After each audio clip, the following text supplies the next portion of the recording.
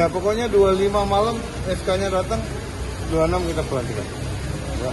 Sampai pelantikan itu ada virtual juga ya Pak nanti atau seperti apa Pak? Yang virtual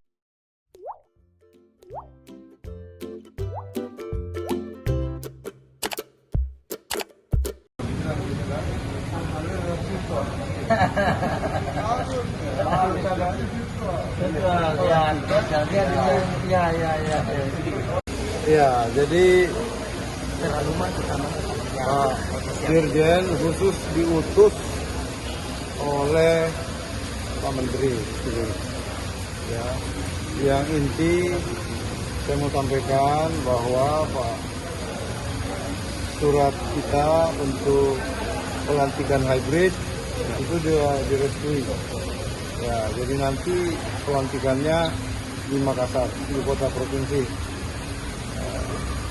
Ya, dan pesertanya tidak lebih dari 25 orang per orang. Nanti Dharma Wanita juga. Ya. Ya, itu sudah ada tanggal penetapan Pak? 26 kita pelantikan. Itu sudah disetujui ya Pak? Hah? Sudah disetujui Pak?